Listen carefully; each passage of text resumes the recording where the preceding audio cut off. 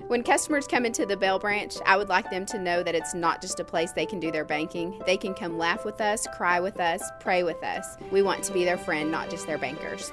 My name is Courtney Frazier, and I'm the Bell Branch manager. Happy Banking is different because our level of customer service that we offer to our customers and the personal relationships that we develop with our customers.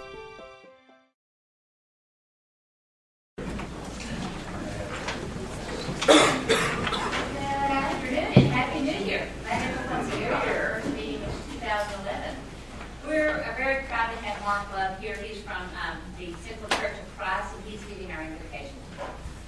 Let's pray. Father, we're so grateful for new beginnings, new years. People can start every day brand new, and the gift of Jesus Christ has allowed us to do that. So, Father, we just pray that you just help us to always remember that blessing and that gift. We want to pray for our city as it begins a new year and as decisions are being made by the city commission. We just pray, Father, that the people will be the ones who they're interested in and the decisions that are made for the overall good of our city. So, Father, I want to lift up each individual commissioner and the mayor and all the staff here at the city and just pray that you will just be with them and their families. In your Son's name. Amen. Thank you so much, Pastor. Please be seated. Glad to have so many here today. This is a time we have scheduled each month on Tuesdays, except the last Tuesday of the month is at 9 at 5:30. So we invite you all to come back. We'll go ahead and start with our agenda. The first item are the minutes. Do we have a motion for the minutes, please? Second, all in favor, say aye. Passes by 5-0 vote. The next item is ordinance number 7259. This is the first and final reading of an ordinance authorizing the issuance of City of Amarillo, Texas Combination Tax and Revenue Certificates of Obligation, Series 2011A, in the amount of $3,750,000. These certificates of obligation are being issued for the renovations of the Ross Rogers Golf Course, the old course, including incident and related matters, and will be fully funded through golf course revenues. This is an item we talked about earlier in our pre-session, but we have some information. Does anyone have any question on this ordinance, on this particular one that we might carry forward? Any questions or concerns? Okay. If not, do I have some sort of a motion on this? Mayor, I move that we table ordinance 7259 until next Tuesday because of bond rates. Second. Okay, moved and seconded. Yeah. It's moved and seconded to table that until next week because of the bond rates. And I might add that our financial advisor for the management that markets these bonds and advises on these bonds has made this suggestion. Okay, thank you. So it's been moved and seconded to wait till next week. All in favor say aye. Aye. Any opposed? Motion passes by a 5-0 vote, and ordinance number 7260 is very similar to that. It's a first and final reading of an ordinance authorizing the issuance of City of Amarillo, Texas Combination Tax and Tax Increment Certificates of Obligation, Series 2011B, in the amount of $2,260,000. These certificates of obligation are being issued for Tax Increment Reinvestment Zone Number 1 projects, including incident and related matters, and will be fully funded through the revenues of the Tax Increment Zone Number 1, with funds being issued for stated improvements within the zone boundaries. And once again, these also are the bond affected as well. So do you all have any comments on this, or if not, do we have a motion? Yeah, Mayor, I would move that we table this ordinance for 1 week for the same reasons as outlined in the last ordinance. I'll second that. Okay, good. Moved and seconded. All in favor say aye. Any opposed? Passes by a 5-0 vote. So we'll skip right on down to our resolution. The public hearing on proposed modifications to the Amarillo City Transit Fixed Route System. This resolution conducts a public hearing on modifications to the Amarillo City Transit Fixed Route System as recommended by the Advisory Commission for Persons with Disabilities and also the City Transit Department. The proposed modifications include changes in the existing 8 routes to improve on-time performance, or to provide service to new locations, the addition or relocation of bus stops, and the potential installation of new bus shelters. The modifications will also provide for the installation of new city-owned bus benches. Funding for the construction modification and the purchase of the bus benches, shelters, and the transit route tubes is available from the Federal Transit Administration, or the FTA, and grant money from them. The FTA provides 80% funding for these capital improvements, with a local match from the city of 20%, which is currently available from previously budgeted funds. And this is a really important matter for the city, because our city transportation is so important to so many folks. We have a wonderful department head in Judy Phelps. She does such a great job with the city transit system. But I understand that Brett Lawler has a presentation. Brett, I don't even see you. There you are. Do you have a presentation or some comments for us? Yes, ma'am. We got a presentation that covers modifications to all of our routes. Okay. Good. And you also with the transit system? Yes, ma'am. Brett Lawler, and I'm the fixed route operations supervisor. Fixed route operations supervisor. Okay, thank you, Brett. All right.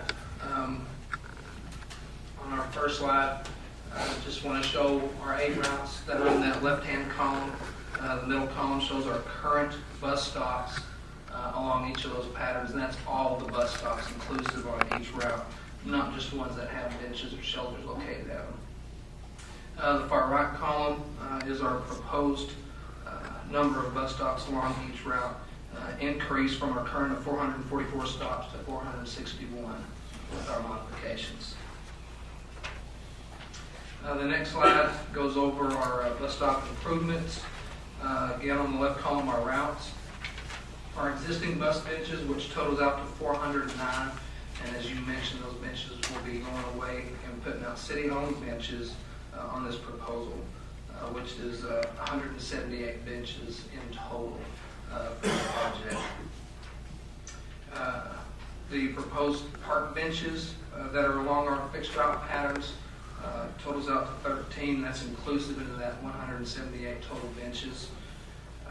Our existing shelters are 15 along 8 routes, with the proposed addition of 5 more shelters. And this project, or the bid for the first set of bus benches, is due to open on January 24th this month. The initial rollout with the benches in the first phase will be a total of 67 benches. And these are benches that can be located across these routes at stops that already meet most of the ADA requirements. So there'll be either no or little modifications to place those benches in service as quickly as possible. Going too far. All right. On Route 1, we're not proposing any changes to that route pattern at all. A quick summary of Route 1. It serves the North Heights area from 6:30 in the morning to 6:30 p.m. It's 6.7 miles and takes 30 minutes to travel the route. No proposed changes. Weekday headways are 30 minutes on this route, and Saturday headways we rotate between one bus with Route 1 and Route 2. So it's currently a 1-hour headway. So the route miles won't change because we're not changing anything on the pattern. However, we are going to propose changes to Route 2, and that's going to affect our headways time with Route 1 on Saturday. Headway is the time it takes to get on the schedules every time a bus is at a stop. So if a bus is at a stop at 1 o'clock in the afternoon and back there at 1:30, that's a 30-minute headway. There will not be a bus in between that headway time at any one of those stops. Okay. So with the proposal we're going to make on Route 2, and since we rotate one bus between Route 1 and Route 2 on Saturdays, the headways would increase from a half hour to 45 minutes, or from 1 hour to an hour and 15 minutes. So it would increase the headways by 15 minutes. On Route 2, you can see with the checkered drawing, part of our pattern is where we're going to propose route modifications. We currently leave out of downtown and enter downtown on North Polk Street. Our lifts go inside the bus on a platform lift, and they just rattle going down the brick streets really bad. Just makes for a noisy ride for the passengers, and it's just a rough ride, a very bouncy ride as well. So we propose to move to Fillmore Street on our outbound trip, adding 3 bus stops over to that location. Inbound on that portion off of North Pope to Taylor, and adding 1 bus stop to that portion of the route. Further north, up at the top of the map, we have another part of the route where we're having requests for service to the Mariposa Apartments, Cypress Creek, and the United Supermarket there off of Jason, out in that area of town. And you can see where the drawing is on that part of the map here that we're proposing for that modification to that route. That's an addition. We're not removing anything in that area. So Route 2 does serve the Hamlet area from 6:30 in the morning to 6:30 p.m. It's a 6.8 mile route as of today with a 30-minute to travel the route. 1 bus in service on the weekday, so it's a 30-minute headway. Alternating Route 1 and Route 2, so it's a 1-hour headway on the weekends. The changes that we propose would increase the route to 8 miles with 45 minutes to travel the route. Weekday headways would become 45 minutes. Rotating on Route 1 and 2, Saturday headways would be 1 hour and 15 minutes. On to Route 3. Currently, I have a lot of problems with the train block in Northeast 24th, and we have to deviate around that a lot, and that just kills any kind of time schedule we put out for the passengers.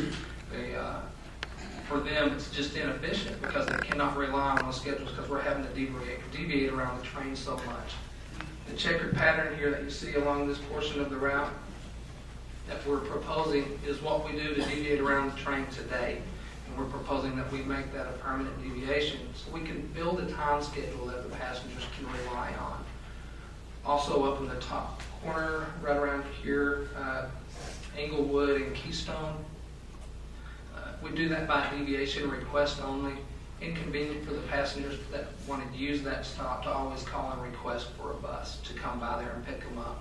So we propose making that also a permanent part of the route, building that into our time schedule as well. So Route 3, it runs from 6:30 in the morning to 6:45 at night. The current pattern is 13.7 miles with a 45-minute headway with 2 buses in service. So that's an alternating 15-minute and 30-minute headway. It was a 45-minute length route, 15 and 30-minute headways. Saturday service is just a 45-minute headway. The proposal would increase the miles to 16.3 with 1 hour to travel the route. Weekday headways would be 30 minutes with 2 buses in service. Saturday headways would be 1 hour with 1 bus in service.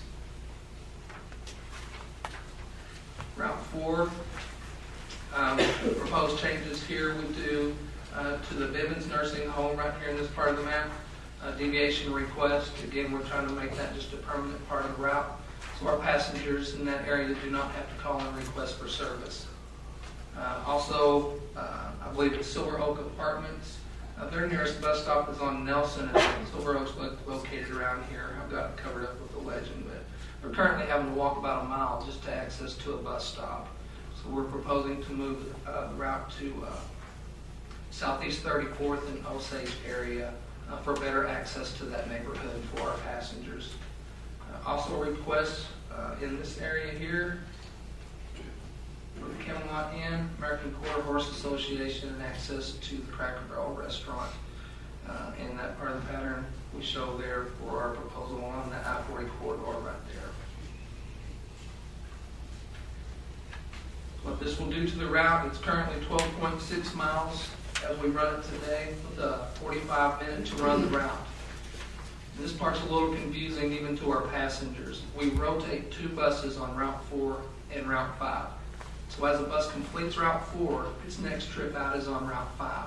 As it completes Route 5, its next trip out is on Route 4. It's very confusing to our passengers, and we do frequently get complaints on passengers missing their bus because they didn't realize what route it was going out on. So we want to modify that. Put 1 bus on Route 4, 1 bus on Route 5, and stop the rotating on the routes to eliminate that problem. The route length is currently 12.6. I believe I went over that with 45 minutes to travel the route. Weekday headway times are an alternating 30-minute and 1 hour headway because we're rotating the 2 routes. and it's the same with the Saturday headways.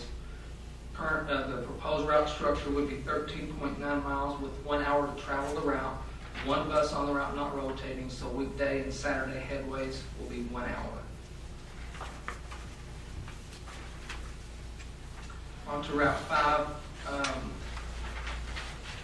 Our first modification we want to make to this route is off of Polk Street for a portion of it in the downtown area between 10th and 12th. Move that over to Taylor Street to gain better access to Panhandle Independent Living Centers. We have several passengers that are clients of theirs, and we've kind of partnered with Panhandle Independent Living Centers. They've been doing training with their clients to help them better understand how to use the fixed route. So they're out training even students at some of the schools and everything. So they're a good partner for us. The other part down on the South Washington area, Advo Companies is moving their location there. I believe it's around 5500 South Washington. And we also carry several of their passengers on our system, and we need to move service out there for them. The modified pattern goes from 46 to Georgia and down to Hillside to Washington, or 58 to Washington, to access Advo there at 5500 South Washington. This current route is 11.3 miles and 45 minutes to travel. Again, this is the route we rotate between 4 and 5. So the headways for the weekday and for the weekend headways alternate between 30 minutes and an hour. We want to remove that part of it and put just one bus on the route. So with the proposed changes, the route length would be 15.2 miles, 1 hour to travel the route. Weekday and Saturday headways will be 1 hour with just one bus in service. Route 6, we're not proposing any modifications to the route at all. However, this route, due to heavy traffic volumes and passenger volumes, it's just become impossible for us to maintain a time schedule on it. And this is a route that we frequently run off schedule. What we request for this route is just to modify the time schedule to reflect what we're actually capable of doing for a service, so that will be more reliable for the passengers, and increase that by 15 minutes. The route is 23.1 miles and currently an hour and 15 minutes to travel the route. Alternating headways of 30 to 45 minutes with 2 buses in service on weekday and 1 bus in service, so it's an hour and 15 minutes on Saturday. With the proposed increased 15 minutes, the time to travel the route would be an hour and a half. Weekday headways would be 45 minutes. Saturday headways would be an hour and a half with just 1 bus in service on Saturday. Route 7, the first thing we want to look at on this route is the downtown area on 10th Street. We travel both inbound and outbound, or east and west, along that street. And it's very difficult to curb the bus at the bus stops because so many people park along that street.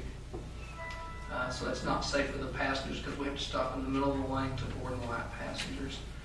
Also, because it's such a tight squeeze to get through that area, we often experience mirror strikes, and we're wanting to remove that part of the route to help improve the safety for the passengers getting on and off the bus, plus the safety of the system, and avoid those mirror strikes and those accidents. So on the outbound portion of the route, we propose moving over to 3rd Street, outbound to Washington. And on the inbound portion of that route, off 10th Street onto 11th Street, traveling eastbound towards Buchanan to get into going back into town. Also on this route, on the west end, just west of the Medical Center area here, there's a Point West Business Park out there that we have requests for service to. And also down in this area right here is what they call Care Circle medical facilities. And we have a lot of passengers that currently are either walking from Coulter Street up there or from back off of Cinema Drive Boulevard to get to that location. So we're proposing moving Route 7, including that section of it on that route, so we can get service to those areas. Currently, The route is 19.9 miles with 1 hour and 15 minutes to run the route. Weekday headways alternating 30 to 45 minutes, and Saturday 1 hour headways with just one bus in service. With the proposed changes, we've also requested a 15-minute increase to the route so we can run that on schedule. This is also one that we're having a difficulty running right now during high peak traffic volumes of the day. So it's not very reliable for the passengers during those times as well.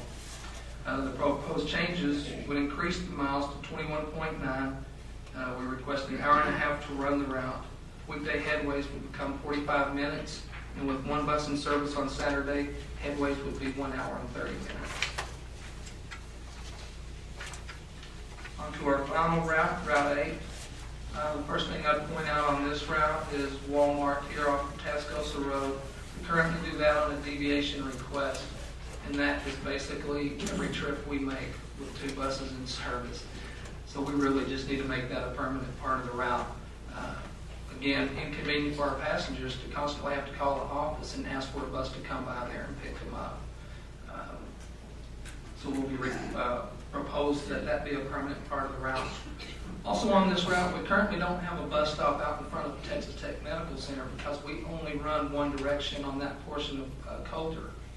And we have a stop there in Northwest Texas Hospital. Access to Texas Tech is you've got to cross Coulter Street, and that is a dangerous street to cross with as heavy as the traffic can be during certain times of the day. So we'll be traveling in this proposal both directions on Coulter Street in that area. So passengers do not have to cross the street to access Texas Tech Medical Centers, as well as we'll have a stop out in front of Northwest. Instead of in their parking lot, we'll put it out at the street curb. Point West we can access also off this route, just west of Coulter Street here. Also include a stop at Triumph Hospital, which we've never had a stop there before either. I believe our closest stop was Coulter and Fleming.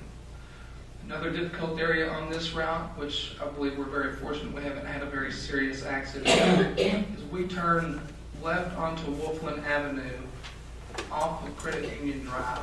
And that's where Avondale curves into Wolfland Avenue. There's a lot of traffic there, and it is difficult to make a left-hand turn into that traffic. Like I said, we've been very fortunate. We've got a good group of drivers, but we have been fortunate. We propose moving that part of the route coming off of Bell Street and turning right onto Avondale, so we bleed just right in with the traffic as we go into Wolfland around that curve there. This route is currently 18.5 miles. We don't run it on time.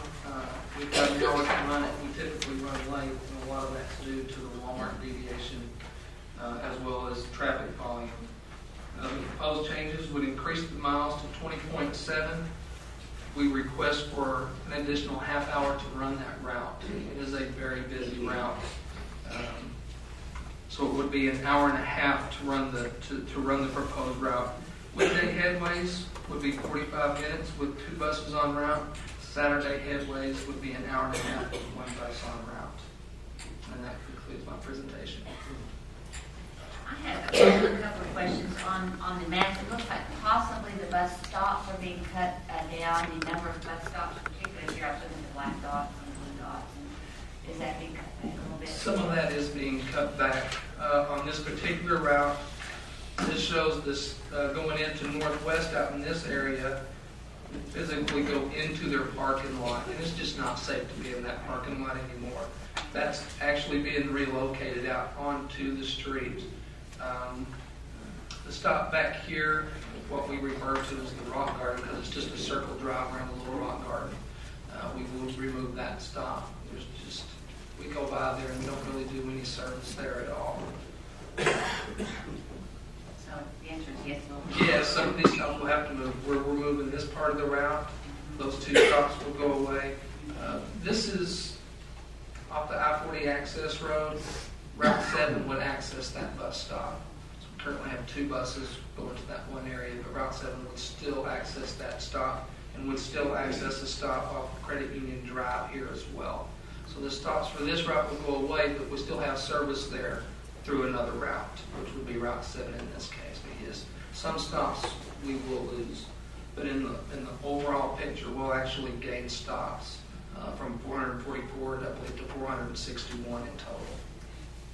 I also noticed that you accommodate, I saw Atlas, but they asked people to maybe come closer to, on Wallace Street to their building. And I think that's great that you try to accommodate the businesses. I ask a lot why we can't go out to Owens or Tyson or Bell or Pantex, but we really can't go out of the city limits. Is that correct? That is correct. Okay. Because we have federal funding? Yes. Okay. Yeah, it's the funding that we receive. That would be part of the rural contract outside the city limits. Right. We're inside the city limits. Yes, ma'am. Okay. Yep. I know maybe some of you all are here to ask some questions about your route system. I know it's been vetted to the Advisory Commission for Persons with Disabilities, as well as the City Transit, but there may be some questions that some of you all may have that you come today to ask. Brett, thank you. If you'd like to sit in the front, maybe we'll sit with any questions. Does anyone have any on the bus route? I think it's so important. I'm so glad that y'all are staying connected to the community and understanding their needs and how important it is to address those. As we grow, we've got to continue to evaluate that. Oh, yes, sir. If you'll come up and give us your name and address and let us know what your question or comment is, please. Thank you. My name is Steve Warren. I'm with Amarillo Transitional Treatment Center, and this is on 9300 Southeast 3rd Avenue. And I would like to ask the gentleman if there's a way that we can extend Route 4 to go out that far, because this is also out of Bell Helicopter and the Amarillo Airport, and this area is starting growing. I think this would be good if they could do that. Thank you so much. If you'd like to, Brad, if you'll come up, you may have a seat. We'll answer that question. Thank you so much. Off the top of my head, I don't know exactly where 9300 Southeast 3rd is. I know it's a ways on out, given the 9300 part. Would be happy to look into it. I can't make any promises, just like I tell anyone that makes a request. We definitely can look into it and take that into consideration. I'm not sure Route 4 would be the best route, and it may be. I'm thinking Route 3 might be a route that could maybe access that, since we're out further east on that route. I'm not sure. We can certainly take that under consideration. And I'll be happy to get with you after the meeting, get a contact information for you, and we can touch base with you on that, okay? Thank you, sir. Great. Thank you for doing that, Brad. I was going to suggest that. So, do we have any other comments or questions? Yes, sir. If you'll come up and give us your name and address, please. Hi. I was just wanting to know why if we're going to be splitting up Route 4 and Route 5. I know I run on Route 5 a lot, and then it switches over to Route 4. But with the schedule now, we're switching just to one each route. And I understand it's for gas to save time and everything. But I was just wondering what we couldn't. If you'll give us your name and address, and then we will certainly try to answer that question. Name and address, please, sir. No, yours. Yes, I'm sorry. Your name and where you live, please. 34th and all. And what is your name? Oh, my name is Zach Stebbins. Okay. Okay, thank you. 34th. Thank you so much. That's your question. Mr. Lawler, do you have any comments for him? The decision to separate Route 4 and 5 with just one bus on each route instead of them switch back and forth doesn't really stem on fuel economy or anything, because the buses are still running. The reason for that decision is it's confusing to not all of our passengers, but many of our passengers. When the bus arrives downtown off of Route 4, it's due to go out on 5. Some of the passengers find that very confusing. They still think it's a number 4 bus, especially if for some reason the driver, or a new driver, or even a long-time driver, forgets to change that destination sign. It makes it very confusing for a lot of passengers. That's our reason for wanting to separate those, is to eliminate that confusion. Also, whenever it snows, that's typically what we do, is we'll just have one bus run Route 5 and one bus 4. It seems to work out well during inclement weather too. That was also a part of our decision. Just separate it, let one bus run Route 4 all day, one bus run Route 5 all day. Okay? And I would suggest if you have any concerns or questions for your particular mode of getting around, you might talk to Mr. Lawler after this is over. Yeah, we can exchange contact information. Okay. Great, thank you. Anyone else? Yes, ma'am. Hi. My name is Michelle Marco. I'm at Cypress Creek and Mariposa Apartments, and I've got a lot of residents here from Mariposa and many more that just want to thank you guys for considering the change to come by our apartments. Go our way. It's great out there. Y'all enjoying living out there? This is a wonderful facility. I think it's great. Well, thank you for that. Thank you. Anyone else? Okay, if not, we have comments from the commission. You did a great job, Brandon. Oh, he's coming up here. I'm sorry. Oh, your head down. Hi. Good afternoon. I'm Danny South, 7003 Windridge. My question would be, have we done traffic studies as far as demographics? How many people on average utilize the buses here locally on a daily basis? Mr. South, if you'll just give us all your questions, and then you can have a seat and he will answer those questions. That was my question. Those were it? Okay, thank you so much.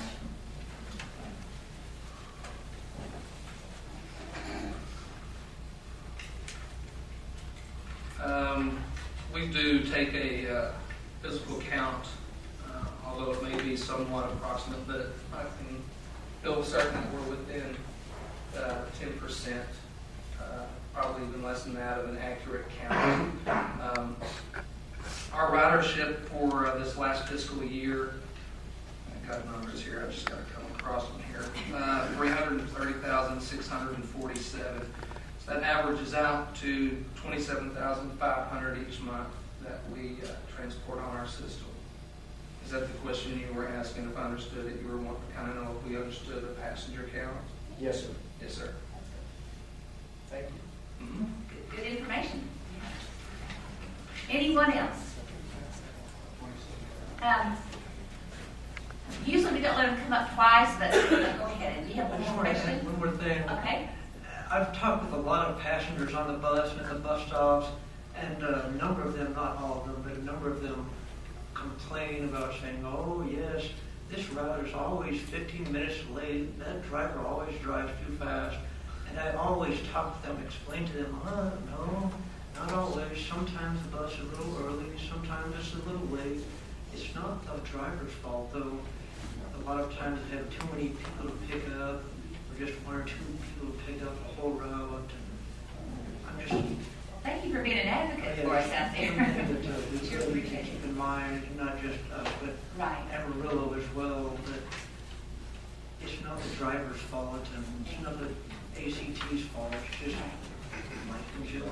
Thank you. And I'm sure there's many reasons why, if it is late, why it is late. And if it's early, why it is early. But overall, they did a great job. Thank you for that. Thanks for helping us on. Anyone else? Okay, do I have a motion on that? Mayor, make a motion we approve item number 4, resolution. Second. Moved and seconded. All in favor, say aye. Aye. Any opposed? Okay, great. That motion passes by a 5-0 vote. Mr. Lawler, I meant to ask, when will these be implemented? Is it going to be in bits and pieces or all at once? Okay. Yeah. Once the bus pitch construction and bus stop construction is completed, probably about midsummer. Oh, okay. Do that one. Yeah. Okay, and I did ask Ms. Phelps this in pre-session, but these folks weren't here. Can you tell us how people can get a copy of the routes? What different methods? They can contact us. We'll be happy to send out copies. I understand that there's an independent paper that's going to post it for us as well. Amarillo Independent's going to post it as well. They're welcome to call us at the transit office. We can mail them out. They can come by. We can print them out. They can pick them up.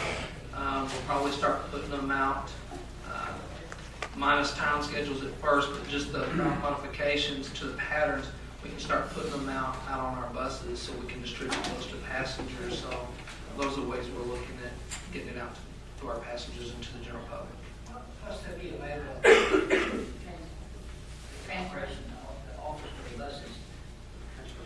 The transfer station, yes, sir. Yes, sir. We'll have them there as well. Right. So you're pretty accessible, friendly, user-friendly, so just We try to. give you a call. And y'all did a great job, and thank you all for these changes. I think it will benefit the city. Thank you, Mayor. Thank you so much. Thank you so much. ordinance 7258. It's the second and final reading of an ordinance changing the zoning of an unplatted tract of land in the vicinity of Alexandria Avenue and Santa Monica Avenue from agricultural district to residential district 2 for single-family detached homes. You can see where that location is. What part of town is that in, Mr. Shaw? Is it City View. Now look at these, I'm not sure where they're located, but does anyone have a comment on this ordinance, second and final? Okay, do I have a motion? Mayor, I would move for approval of ordinance number 7258. Moved and seconded, all in favor say aye. Aye. Opposed? Passes by 5-0 vote. The last item is the consent agenda. It's recommended the following items be approved and that the city manager be authorized to execute all documents necessary for each transaction. A is to purchase an interactive voice response system, which will ultimately help our builders out there and our folks from the city to help coordinate timing on inspections and soon permits as well. Not permits, mainly inspections. Is that right, Mr. Atkinson? It'll also allow the tracking of permits, but its most powerful tool will probably be the scheduling of inspections and then the near immediate feedback as to the results of those. Okay, great. Also, item B is award the bus bench purchase. We'll come back to that in just a second. C is award storage facility roof replacement project. D is award testing services contract. And E is approval golf course operations contract. So let's go back real quickly to B, the bus bench purchases, and this is to replace all the ones that we have currently. Is that correct? Yes, Mayor, this will do that. Upon the expiration of the existing contract where these bus benches are provided for a private party, the city will begin the process to install the new ones. The benches that are requested for purchase today are the metal plasticized or plastic covered metal benches that you see in some of the newer city park locations and that you see across the rails and trails system. Each of these items will be permanently installed on the back of the right-of-way within all compliance with ADA and all the other regulations that we have through the Federal Transit Authority. I think it will provide a good, clean amenity for the system and something that you begin to see standard in many others. So we're looking forward to the opportunity to do this. Okay, great. Before we go to our public comments, I wanted to, again, congratulate our new city manager. He was just awarded a headliner award with the Globe News this past weekend, and he is very deserving of that. We're very proud of him, and Mr. Atkinson down there, he is going to do such a great job for the city of Amarillo. We're just all so proud. Oh, that's right, we've got to approve the consent agenda. I'm sorry, I just wanted to congratulate you. So we're very proud of Mr. Jared Atkinson. So going back to the consent agenda, does anyone have any questions on any of the items that we're going over, going to vote on in the audience or the commission? I have one comment, Mayor, on consent agenda item A. I just am very proud of the city of Amarillo for continuing for the Amarillo Building Safety Department to improve its responsiveness to builders in this city and contractors. I think that's something we've committed to over time. I'm so happy to see us moving in that direction here again. Yeah, that's a good start. Thank you so much for that. That's exactly right. If not, do I have a motion to,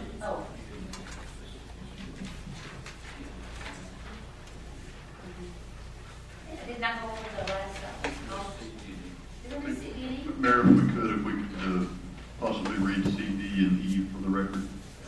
Good grief, I can't remember saying that. I'm going to have to check that and see if I said that. But I don't guess I did. C is award storage facility roof replacement project. D is award testing services contract. And E is approval golf course operations contract. I don't say that. Anyway, that's the consent agenda. So do I have a motion to approve the consent agenda? Mayor, I move to approve the consent agenda. Second. It's moved and seconded. All in favor say aye. Any opposed?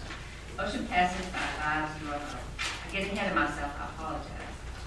Okay, that concludes our meeting for today, but we want to open up the podium for any comments on the public has for us as the City Commission on anything on city services or program that's not on the agenda today. And I would ask that if you could, we're not going to time you, we're not going to put it on the timer, but if you can keep it within 3 minutes, we would greatly appreciate it. And we'll open up the floor for any of those comments. Mr. Feingold, I see you trying to get out of your chair. Mayor, may I ask City Council to specify what the terms of this open forum is going to be for the public today? Certainly, Mayor. I want to remind the public that the state law, the Texas Open Meetings Act, limits what the city commission may say in response to a public forum setting. This is not a regularly scheduled agenda item. It is a public forum. And under the Open Meetings Act, unfortunately, the city commission cannot debate, deliberate, go into full-on discussions with the speaker.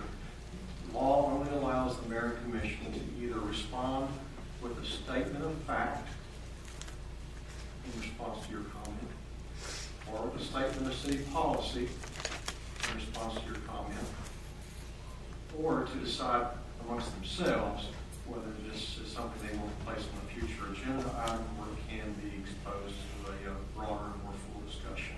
So as you make comments to the commission today, understand they do not have the liberty to fully respond to it. Thank you, Commissioner. Mr. Abraham. Thank you, Mayor, Yes, Commissioners, staff. Alan Abraham, retired citizen of Amarillo, living at 7205 Southwest 35th Avenue, zip code 79109. Welcome to a new year. Yes. It's going to be one of challenge and opportunity, as you well know. We appreciate and look forward to making that journey with you. I have a concern I'd like to make sure it's on the front burner of your mind anyway, and that is the whole issue of a balance for this city between downtown revitalization efforts, which is a great effort to help us improve the commerce of our town as well as quality, but that has to be balanced with the development of the rest of the community. And of course, we have just invested some citizens, some volunteer hours in terms of a review of the policy committee. That fed into a city plan, 20-year plan, at the cost of something like $365,000, so that indicates it's pretty important. And there were some very good ideas and some very good emphases placed there for competing interests in our city, not only at the perimeter, but also in the inner development, or whatever it's called. So I just would like to place that on your agenda to say that's got to be important. We can't just give our time, resources, and leadership just to downtown. What I want to see as a citizen, I want to start hearing what's beginning to happen is how, in terms of how we have resolved some of these perennial city development problems that are for the good of the city and our developers and all citizens concerned. So, thank you. Thank you. This is a statement of fact for Mr. Abraham. I talked to him before the meeting, and I understand his question. And I think if we could make a statement of fact, Mr. Atkinson, on how we intend to make the public aware of this comprehensive plan, or Mr. Shaw, and how it's going to work with the city after all this investment of time and money.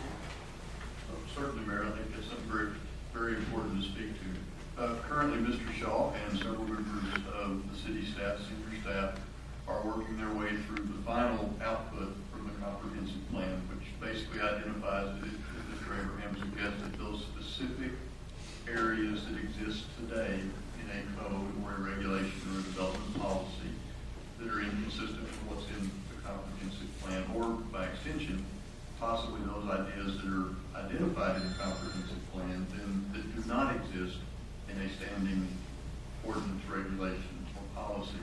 What Mr. Shaw and his group are working on will be completed by the end of January. Those items will come back to the commission then. Some of them I think you will be able to begin work on immediately.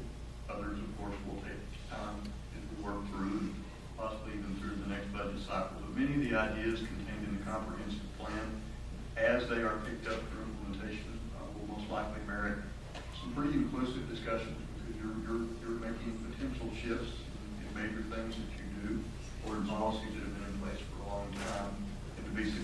we'll have to do that with the input, the guidance of those affected.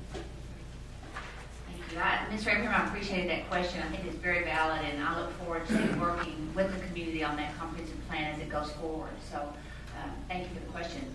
Anyone else would like to come talk to the City Commission? If not, we're so glad everyone's here. We hope that this is an indication of 2011 people coming to our meetings, and we really appreciate y'all being here. We have a closed session item we have to discuss, but thanks again for being here today, and we will close this meeting. We'll hopefully see you next week.